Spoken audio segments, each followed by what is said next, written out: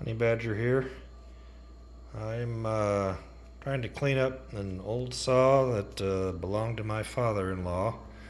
It's a Porter Cable Model A6, and it still works great. And they don't make them like this anymore. So I'm going to replace the power cord. This is what the power cord looked like. And I kind of want to show you some of the trouble I went through trying to get the connector off with the cable strain relief. This is a Heyco cable strain relief that's probably used on most products. And then of course it's got this strain relief in the cord. And so I'm going to give you a couple of tips. So you'll see first off that the hole is flat on the top and the bottom, and that's meant to match the Heyco, which has flat sides here. And so when you're actually putting one of these in, you put it in this way and you get it in, and then you can rotate it like so to tighten it up. So this is actually the position it was in, and so you can try to rotate it this way. Is one of the things you can do. But what I ended up doing, you see, this is in two pieces, and you can see how much it has to compress. I mean, it's pretty crazy how much it compresses this thing. So I can't wait to get the new cord and try to get this sucker back on again. But so it comes in two pieces like this, and then it just goes around like so. That piece slides in.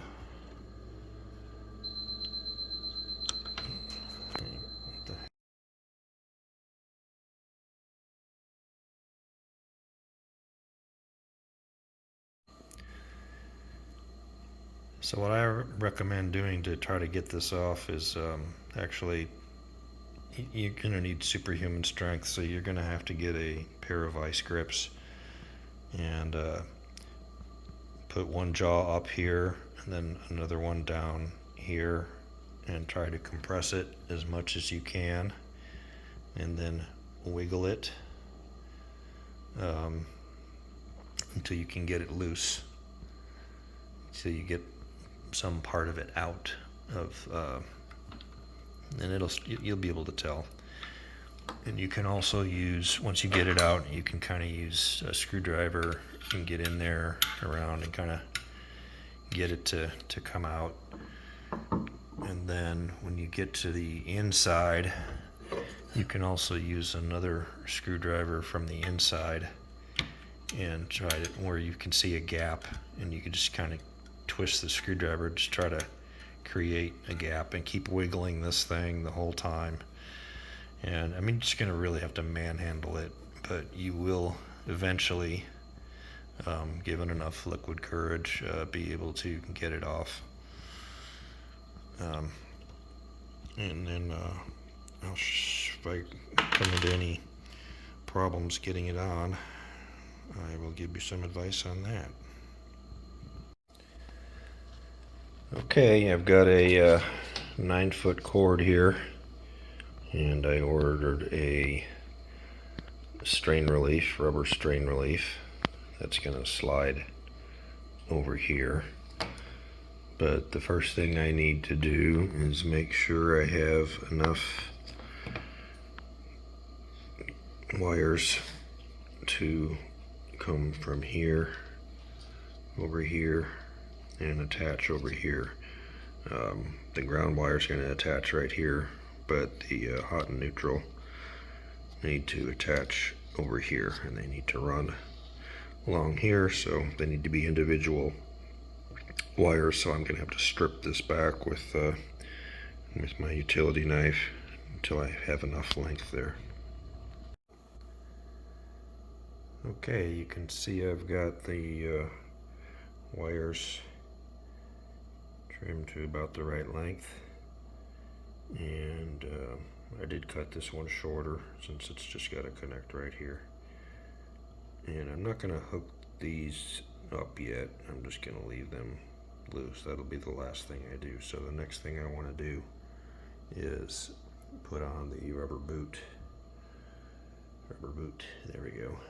Put on the rubber boot and then attach the Heyco connector. I'm just going to show you, this is the old one and where the Heyco fits, and so on the new one it's just going to fit right up against this rubber right here. And I think what I'm going to do, just to make this a little easier, is notch out just a little bit of where this piece comes on, because this piece just does not really want to go all the way down very easily. So I may just notch it, the rubber, just a tiny little bit there, put a tiny little groove in there to get that to make the job a little bit easier. Now you see how I clamp this with the vice grips. So I'm pushing that piece in like so as far as I can, and then if you kind of clamp it in the middle here, you can get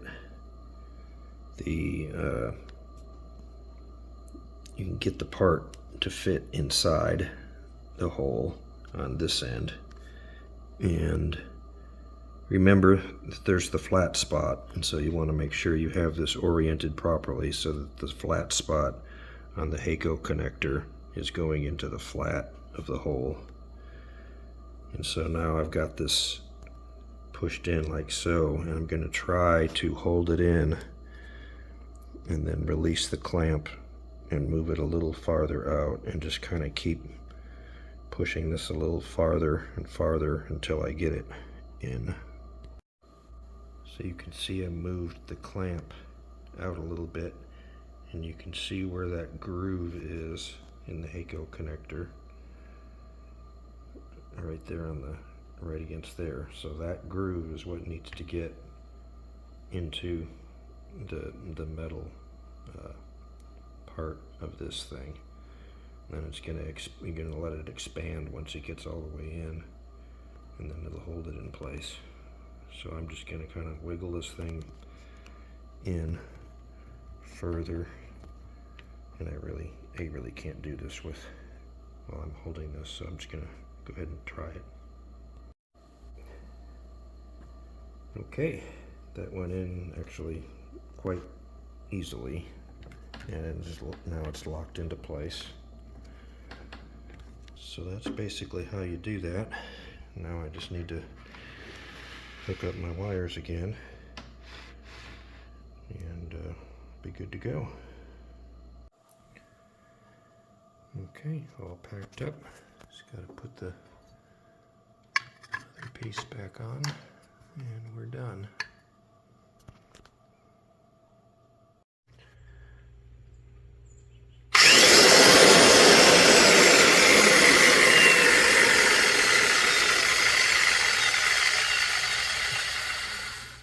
Is that a sweet sound or what?